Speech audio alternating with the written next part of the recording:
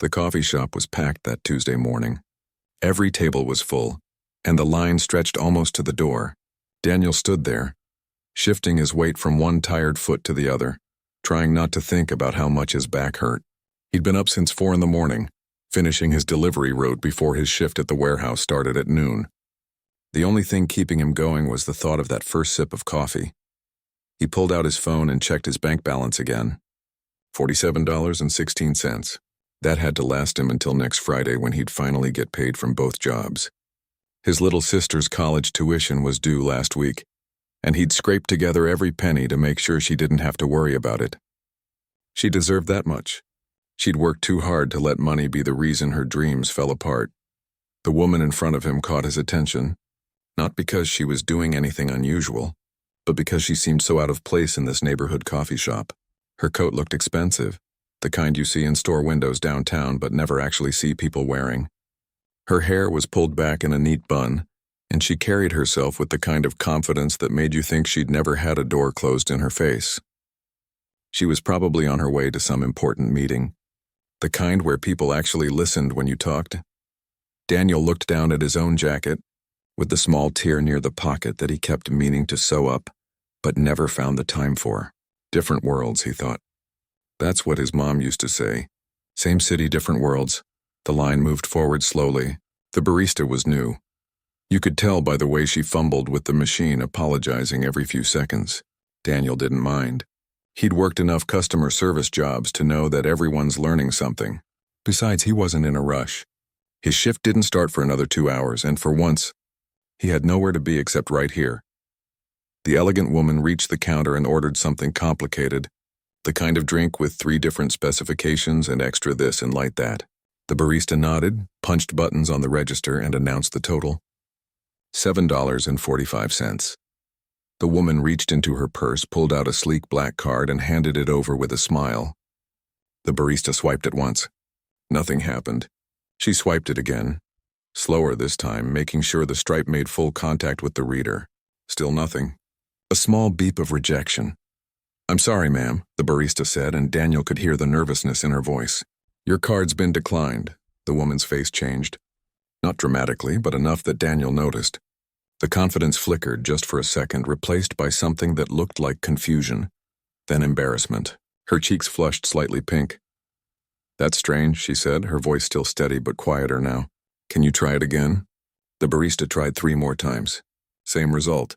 The machine beeped its rejection each time, and with each beep, the woman seemed to shrink a little more. The people behind Daniel were getting restless.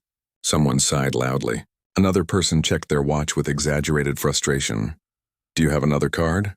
the barista asked, trying to be helpful but making it worse. The woman checked her wallet, her movements less graceful now, more hurried. I must have left it at home. I was in such a rush this morning." She laughed, but it was the kind of laugh that had no humor in it. "This is embarrassing. Maybe you have cash?" the barista suggested. The woman checked her wallet again, more thoroughly this time. Daniel watched as she pulled out the billfold section and found it empty. Not a single dollar. She closed her eyes for just a moment, and Daniel saw her take a slow breath. "I'm sorry," she said quietly. I'll come back later." She started to step aside, and that's when something in Daniel just moved. He didn't think about it. Didn't calculate whether he could afford it or what it might mean for his carefully balanced budget. He just acted. "Wait," he said, stepping forward. "I've got it." Both women turned to look at him. The barista looked confused. The elegant woman looked surprised, her eyes widening slightly. "You don't have to do that," the woman said quickly. But Daniel was already pulling out his worn leather wallet.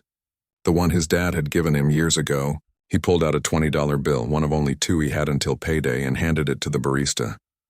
"It's okay," he said to the woman. "We all have those days." The barista took the money, made the change, and handed Daniel his bills and coins.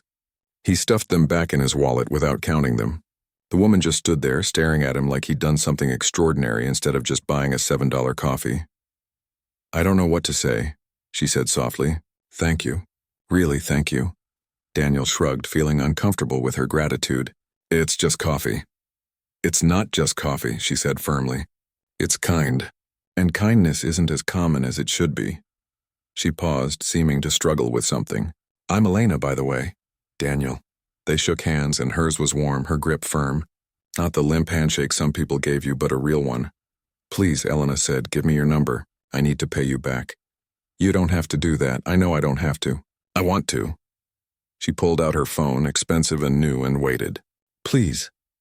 There was something in her voice, not quite desperate but close to it, that made Daniel agree. He recited his number, and she typed it into her phone with quick, practiced movements. A second later, his phone buzzed in his pocket. A text from an unknown number. This is Elena. Thank you again.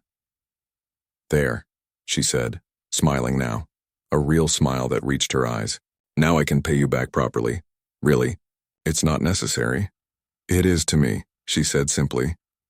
The barista called out Elena's complicated order, and she took it with both hands, careful not to spill. She turned back to Daniel one more time. You have a good heart, Daniel. Don't lose that.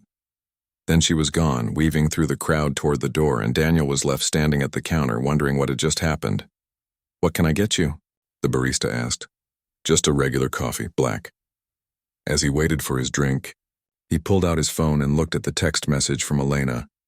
Something about the whole interaction felt off, but he couldn't put his finger on what.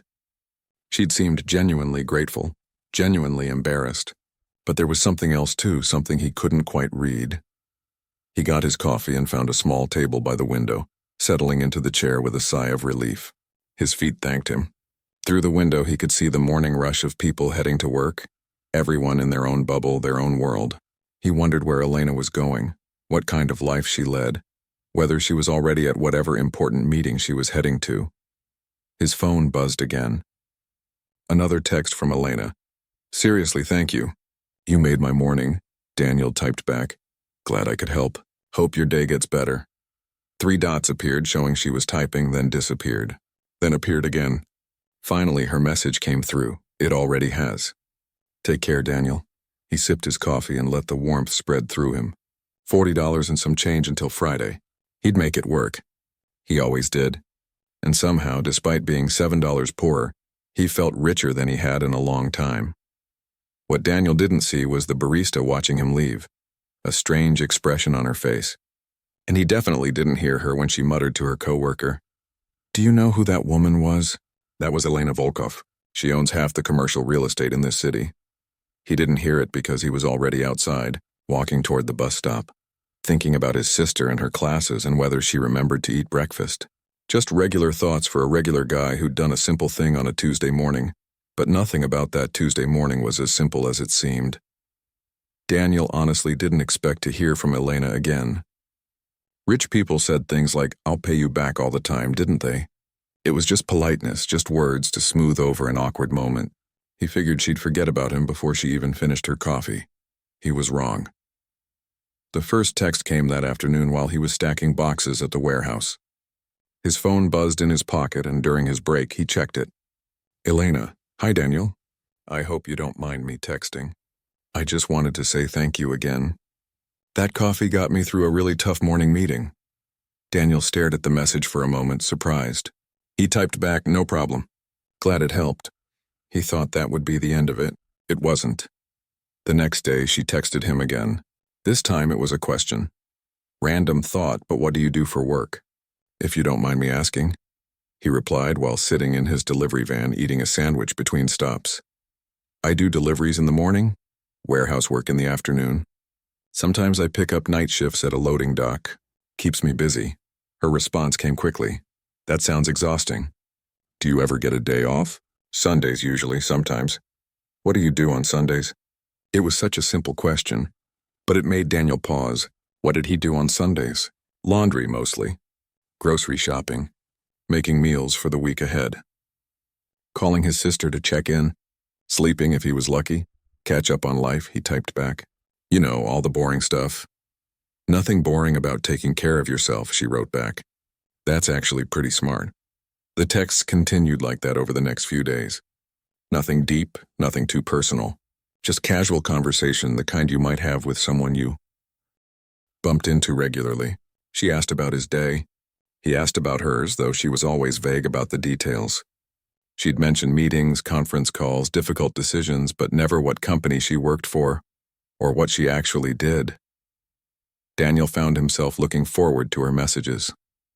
They were a bright spot in his long days, a connection to someone who seemed genuinely interested in his life. Not many people asked him how he was doing and actually waited for a real answer. About a week after the coffee shop incident, Elena asked something different. "Do you have dreams, Daniel? Like things you wish you could do if money wasn't an issue?" He was lying in bed when that text came through, too tired to sleep, his mind racing with tomorrow's schedule. The question hit him harder than he expected. Dreams, he used to have those, before his parents died in the car accident, before he became responsible for his sister. Before survival became the only goal that mattered. He typed slowly. "I used to want to start my own business. Something to do with logistics, maybe. I see so much waste in how deliveries work, you know? Drivers getting treated badly. Routes that don't make sense, companies that don't care about anything except speed. I thought I could do it better." "What stopped you?" "Life," he wrote. "Sometimes you don't get to pick your dreams. Sometimes they pick you and your dream becomes just making sure your little sister gets through college." "That's not just a dream," Elena replied.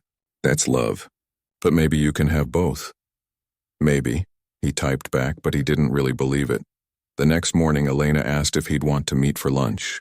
"My treat," she wrote. "And before you say no because of pride or whatever, let me remind you that I still owe you for the coffee. Plus, I could use the company. Being new in town is lonely." New in town? That was the first real detail she'd shared about herself. Daniel found himself curious. "Where'd you move from?" he asked. "Chicago. Big change. What brought you here?" "Work. It's always work, isn't it?" Daniel agreed to lunch, suggesting a diner near his warehouse job. It was cheap, casual, the kind of place where nobody looked twice at his worn work clothes. He figured she could slum it for one meal. When he arrived, she was already there, sitting in a booth by the window. She looked different than she had at the coffee shop. Less formal, more relaxed. She wore jeans and a simple sweater, and her hair was down around her shoulders. She smiled when she saw him, a real smile that made him feel less nervous. "Thanks for coming," she said as he slid into the booth across from her. "Thanks for the invite." They ordered, Daniel getting his usual burger and fries because it was filling and reasonably priced. Elena ordered a salad, then changed her mind and ordered a burger too. "Your choice looked better," she said with a laugh. They talked easily, more easily than Daniel had talked to anyone in months.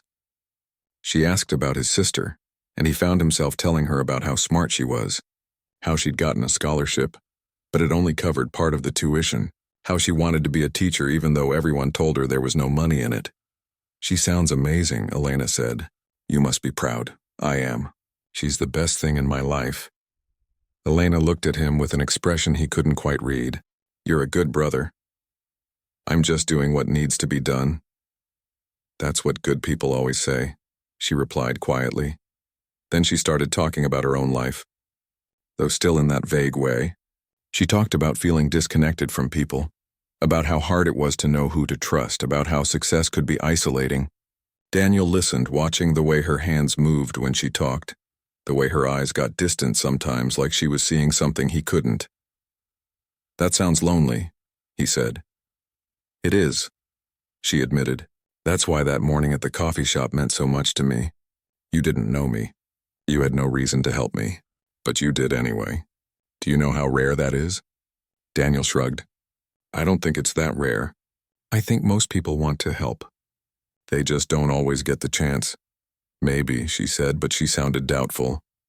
They finished their burgers, and true to her word, Elena paid. She insisted, wouldn't even let him see the check. As they walked out of the diner together, she turned to him. "Can I ask you something?" "Sure. What would you do if money wasn't an issue? Like if you woke up tomorrow and money was just not a problem anymore. What would your life look like?" Daniel thought about it, really thought about it. "I'd finish school," he said finally. "I dropped out when my parents died. I'd go back, get my degree in business management. Then I'd start that company I told you about, a delivery service that actually treats drivers like humans, fair wages, benefits, reasonable routes, and I'd make sure my sister never had to worry about tuition again." "That's a good dream," Elena said softly. "You should hold on to that. Dreams don't pay bills." "Not yet," she said with a mysterious smile. "But maybe someday." They exchanged goodbyes and Daniel headed to his warehouse shift, feeling oddly energized despite his exhaustion. There was something about Elena that made him feel seen, like he mattered as more than just a worker bee in the hive. The texts continued after that. They became more frequent, more personal. She asked about his childhood, his parents, his fears. He found himself opening up in ways he hadn't with anyone, not even his sister. Elena had this way of listening, really listening, that made him feel safe. He asked her questions too, but she was always more guarded. She'd answer, but never fully. She worked in corporate management, she said. She dealt with people problems and business strategies. She traveled a lot for work. She had family but wasn't close to them. Everything she said was true, but somehow Daniel felt like he was only getting pieces of the whole picture. About 3 weeks after that first coffee shop meeting, Elena asked if he'd want to meet for lunch again. Same diner, same booth. Daniel agreed immediately, but this lunch was different. Daniel could feel it the moment he sat down. Elena looked nervous, fidgeting with her napkin, not quite meeting his eyes. "There's something I need to tell you," she said finally. Daniel's stomach dropped. Here it comes, he thought. She's married. She's moving away. She's been messing with him for some entertainment. All the worst possibilities ran through his mind. "Okay," he said carefully. Elena took a deep breath and Daniel noticed her hands were shaking slightly. Whatever she was about to say, it was big. "The coffee shop," she started, then stopped. "Started again. That morning when my card declined. It wasn't an accident," Daniel frowned. "What do you mean?" "I mean I made it decline. On purpose." The words came out in a rush. "I had plenty of money. I have several cards that work perfectly fine. But I've been testing something, testing people, and you were part of that test." The diner suddenly felt too small, too hot. Daniel could hear the blood rushing in his ears. "Testing people," he repeated slowly. "Testing me?" "Yes." She finally met his eyes. "I needed to know." "Know what?" "If anyone would help without knowing who I am." "And who are you?" Daniel asked, though part of him already knew the answer was going to change everything. Elena sat up straighter and suddenly she looked like the woman from the coffee shop again, all confidence and power. "My name is Elena Volkov. I'm the CEO of Volkov Industries. We own commercial real estate, tech companies, manufacturing plants. I'm worth about $800 million. The number hung in the air between them like something physical, something Daniel could almost touch. $800 million. He couldn't even comprehend that much money. "So this whole time," he said slowly, "our friendship, all these conversations, they were what? Part of your test?" "No," Elena said quickly. "The test was just that one moment. Everything after, all our talks, getting to know you, that was real. That was me wanting to know someone who saw me as just Elena, not as a bank account or a business opportunity." Daniel stood up. His chair scraped loudly against the floor and other diners looked over. "I have to go," he said. "Daniel, please." But he was already walking toward the door, his mind spinning, his chest tight. He'd thought he'd found a friend, maybe even something more eventually. Instead, he'd been a lab rat in someone's social experiment. The fact that she was rich beyond imagination just made it worse. She'd watched him struggle, watched him talk about his money problems, all while sitting on a fortune that could solve all his problems without her even noticing the expense. He made it outside before Elena caught up to him. "Daniel, wait. Please just let me explain." He turned to face her and she took a step back at whatever she saw in his expression. "Explain what?" he asked. "That you were lonely, so you decided to play pretend with regular people to see how they'd react? That you thought it would be fun to see if the poor delivery guy would help the rich lady? Did you get what you wanted? Did I pass your test?" "It wasn't like that." "Then what was it like? Because from where I'm standing, it looks like you lied to me for weeks." "I didn't lie," Elena said, and he could see tears forming in her eyes. "I just didn't tell you everything. And yes, the card thing was a test, but I had reasons. Good reasons. I don't want to hear them. Please." Something in her voice made him stop.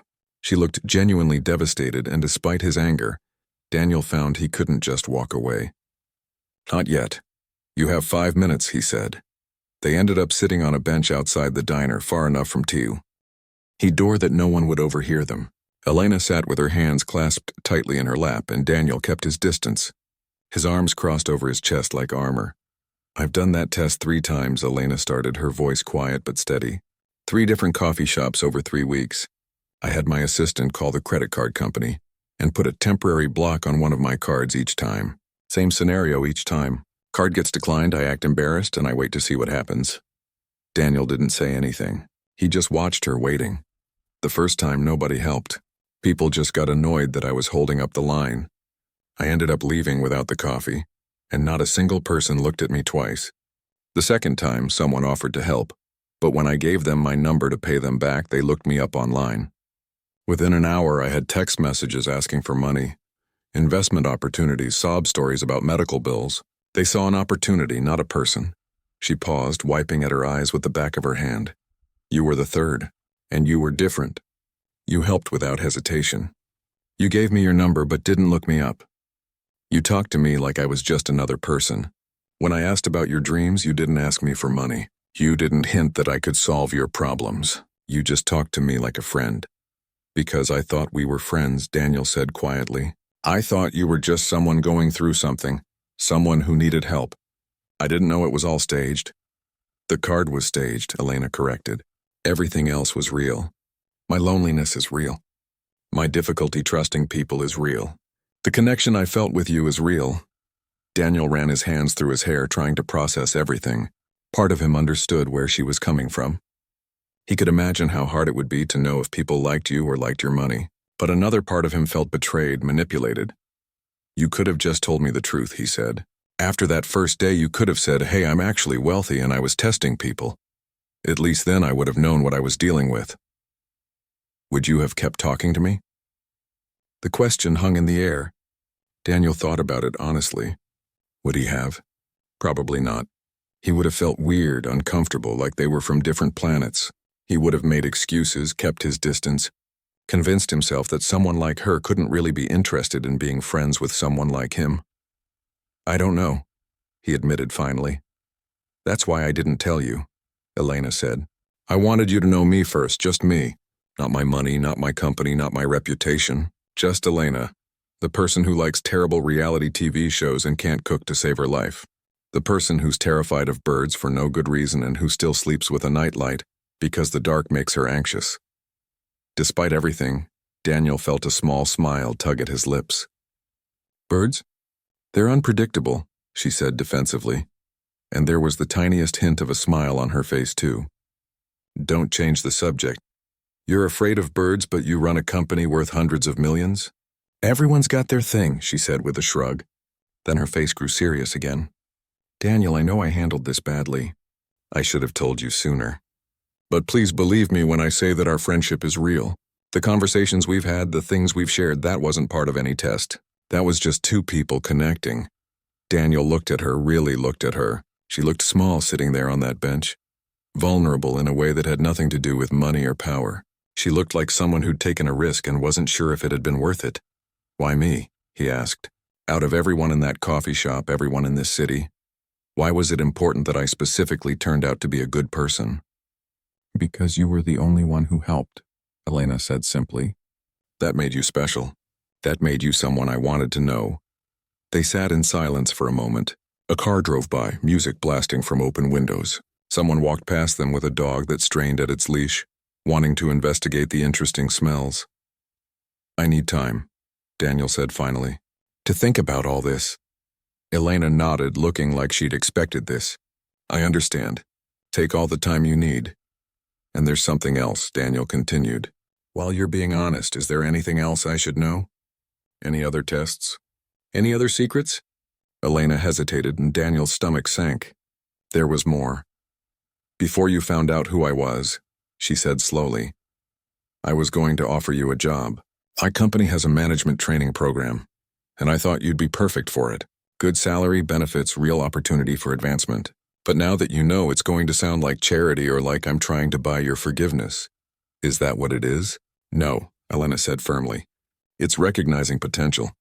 You're smart, Daniel. You see inefficiencies in systems and you think about how to fix them. You work harder than anyone I know. And you have this way of understanding people, of seeing what they need. That's not something you can teach. That's valuable. But you're offering it now after I found out about your test, after I got upset. How is that not trying to buy me back? Elena stood up and there was something different about her posture now. She looked more like a CEO, less like his friend from text messages. "It's not," she said, "because I'm not offering anymore. If you want the job, you'll have to apply for it like everyone else. I'll make sure your application gets a fair review, but I won't push it through. You'll have to earn it on your own merit." "I don't want your job," Daniel said, standing up too. "I don't want anything from you." "Fine," Elena said, and for the first time since she'd started explaining, she looked angry.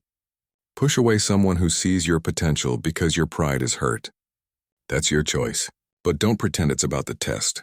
This is about you being uncomfortable that someone who has more money than you thinks you're worth something." The words hit Daniel like a slap. "That's not fair, isn't it?" Elena challenged. "You were fine being my friend when you thought I was just some office worker? But now that you know I'm wealthy, suddenly there's this wall. You can't accept that I might genuinely like you because in your head we're from different worlds. Well, guess what? We're not. We're both just people trying to figure things out. That's easy for you to say when you have $800 million backing you up. You think money solves everything?" Elena's voice rose slightly. "You think it makes it easier to know who your real friends are? To trust that people want you and not what you can give them? My money is the reason I had to run that stupid test in the first place. It's the reason I can't just meet someone at a coffee shop and assume they're being genuine." "Poor you," Daniel shot back, and immediately regretted it. Elena's face closed off, all emotion draining away. When she spoke again, her voice was cold, professional. "You're right. I shouldn't complain about my problems to someone dealing with real struggles. That was insensitive of me." She pulled out her phone. "I'll have my assistant transfer the $7.45 to your account. Consider the debt paid." "Elena, wait, I didn't mean—" "Yes, you did," she said quietly. "And maybe you're right to feel that way. I'm sorry I wasted your time. I'm sorry I complicated your life. And I'm sorry I thought we could actually be friends despite our different circumstances." She started walking away, and Daniel stood there, frozen. Part of him wanted to call her back, to apologize, to figure this out. But his pride kept his mouth shut, kept his feet planted on that sidewalk. He watched her get into a car that probably cost more than he'd make in 5 years. And then she was gone. Daniel went back to his warehouse job in a daze. He stacked boxes mechanically, his body on autopilot while his mind replayed the conversation over and over. Had he overreacted? Maybe. Was he right to be upset about the test? Probably. Was he an idiot for throwing away a potential friendship and job opportunity? The jury was still out on that one. His phone buzzed during his break. A notification from his bank. A transfer of $7.45 from Volkov Industries. The memo line read, "Coffee debt paid in full." Something about seeing it in writing, seeing their entire connection reduced to a bank transfer, made Daniel's chest ache. That night lying in bed, he couldn't sleep. He kept thinking about what Elena had said, about him being uncomfortable with her wealth. Was she right? Would he have kept being her friend if she'd told him the truth from the start? He wanted to say yes, but he honestly wasn't sure. His phone buzzed. A text from his sister. "Hey, big bro. Just wanted to say thanks again for making my tuition happen. I know it wasn't easy. You're the best. Love you." Daniel stared at that text for a long time. His sister didn't know about the extra shifts he'd picked up, the meals he'd skipped, the nights he'd stayed up worried about making the numbers work. She just knew that when she needed something, he made it happen. That was what family did. But what Elena had said nagged at him. About recognizing potential. About being worth something. When was the last time someone had seen him as more than just a guy getting by? When was the last time he'd seen himself as more than that? He thought about his old dream, the delivery company that treated people right. He'd shelved that dream so long ago that he'd almost forgotten it was there. But talking to Elena had dusted it off, made it feel possible again, if only for a moment. Over the next few days, Daniel tried to go back to Mal. He did his routes, worked his shifts, texted his sister, but something had changed. He found himself paying attention to things he'd ignored before. How the delivery companies scheduled routes that made no sense, wasting time and gas. How drivers got penalized for things outside their control. How there was no room for being human in a system designed only for efficiency. He started taking notes on his phone during breaks. Observations, ideas, better ways of doing things. He didn't know why he was doing it. It wasn't like he could actually start a company. But something Elena had said stuck with him. Maybe you can have both. both the life he had and the dreams he'd given up. A week after their fight, Daniel was on his delivery route when he passed that same coffee shop. He stopped, staring at it through his van window. It looked so ordinary, just another coffee shop in a city full of them.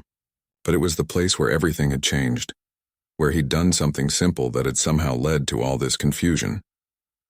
On impulse, he parked and went inside. The same barista was working, the one who'd been there that morning.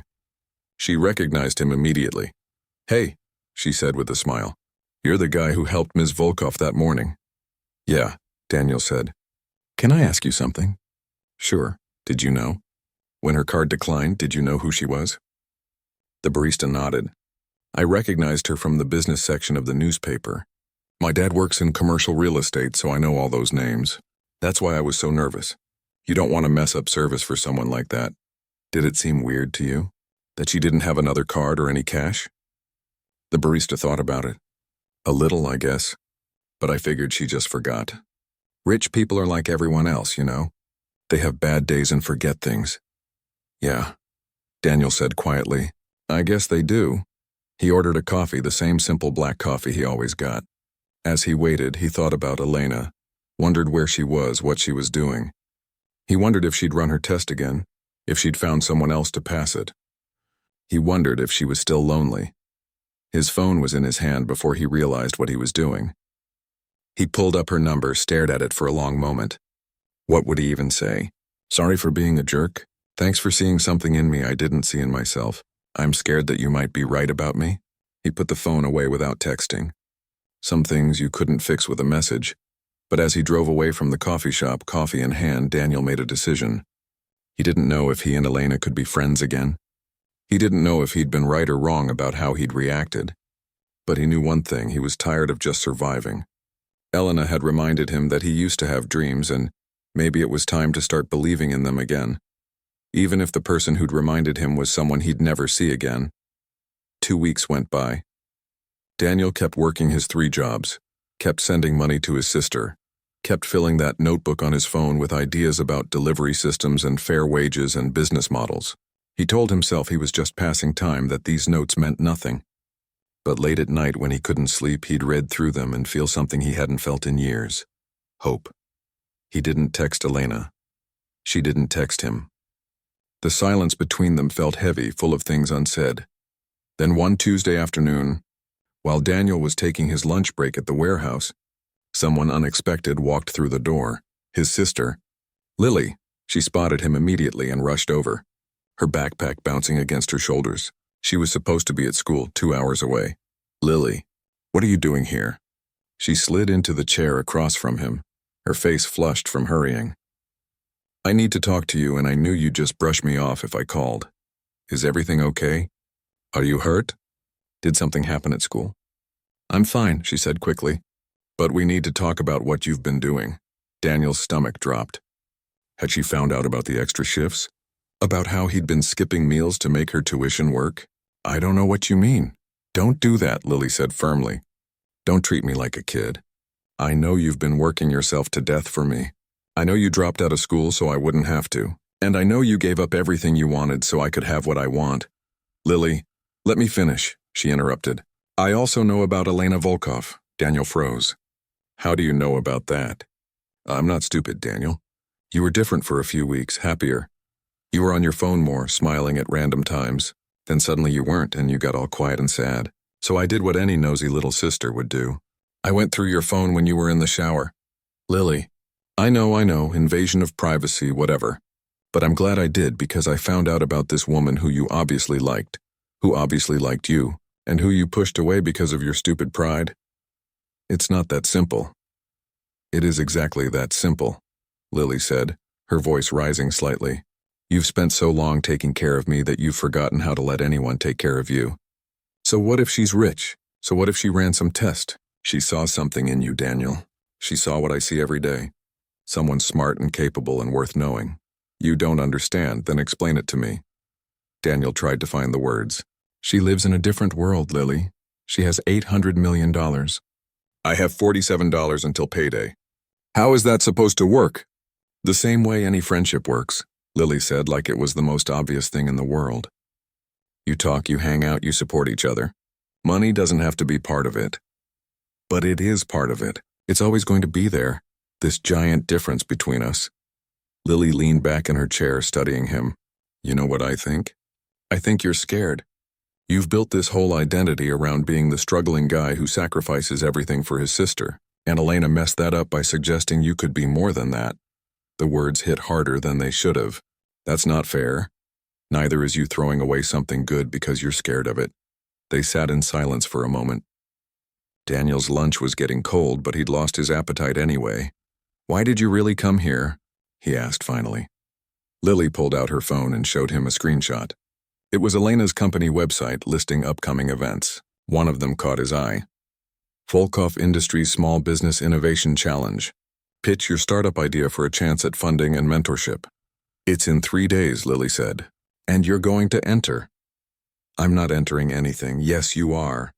Because I already submitted your application using all those notes on your phone about the delivery company. And before you get mad, I did it because I know you never would have, and this is too good of an opportunity to waste. Daniel stared at his sister, not sure whether to be angry or grateful. You had no right to do that. Probably not, Lily agreed. But someone had to do something. You've been writing these brilliant ideas and doing nothing with them. Well, now you have to do something. They accepted your application. You're in the competition. I can't go to that. Why not? Because Elena will be there. It's her company's event. Good, Lily said. Then she'll see what you've been working on. She'll see that you took what she said seriously about having both your life and your dreams. I can't. You can, Lily insisted. And you will. Because I didn't skip my psychology midterm and take a bus 2 hours just to let you chicken out. That's how Daniel found himself 3 days later, standing outside a sleek downtown building wearing his only suit, which was about 5 years old and a little tight in the shoulders. He'd spent the previous 2 nights working on his pitch, refining his ideas, practicing in front of his bathroom mirror. He felt ridiculous. He felt terrified. He felt more alive than he had in years. The lobby was full of people who looked much more prepared than him. They had professional portfolios, fancy presentations on tablets, the kind of confidence that came from business school and startup experience. Daniel had a notebook and an idea born from spending too many hours in a delivery van. First time? Someone asked. Daniel turned to see a young woman with purple hair and a friendly smile. That obvious? You have the look, she said with a laugh. I'm on my 3rd pitch competition this month. You get used to it. Any advice? Be genuine. These judges can smell fake from a mile away. Tell them what you really care about, not what you think they want to hear. The waiting room slowly emptied as people were called in for their pitches. Daniel's palms were sweating. He tried to remember all the points he'd practiced, but his mind felt blank. Daniel Chen, a woman with a clipboard called his name. This was it. He stood up on shaky legs and followed her down a hallway to a conference room. The door opened and he stepped inside. 3 judges sat at a long table.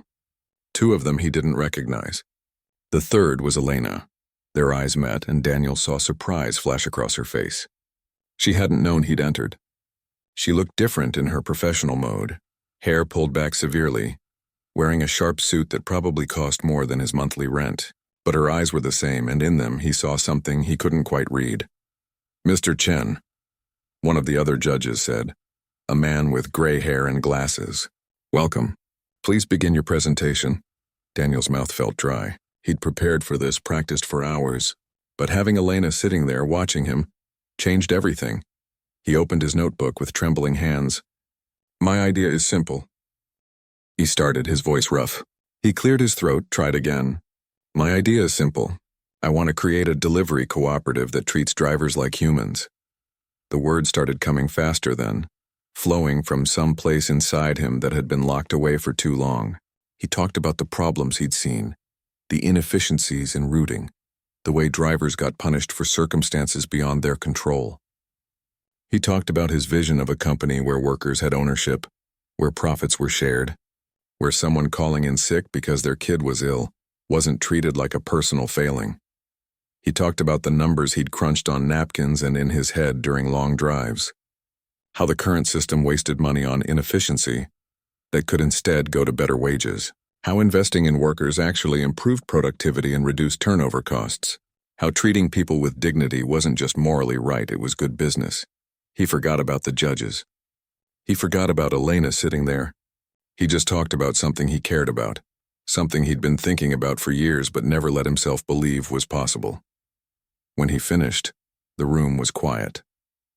The gray-haired judge made a note on his paper. The other judge, a woman with kind eyes, smiled slightly. Elena said nothing, her expression unreadable. "Thank you, Mr. Chen," the gray-haired judge said. "We'll notify you of our decision within the week." Daniel nodded, gathered his notebook, and left. His legs felt weak, his shirt was stuck to his back with sweat. He'd done it. He'd actually gone through with it. Whether it was good enough, whether he'd impressed anyone, he had no idea. He made it to the lobby before Elena caught up with him. "Daniel." "Wait." He turned and she was standing there, looking less professional now, more like the woman he'd gotten to know over text messages. "You came," she said softly. "My sister made me." A small smile tugged at Elena's lips. "Smart sister." "Yeah, she is."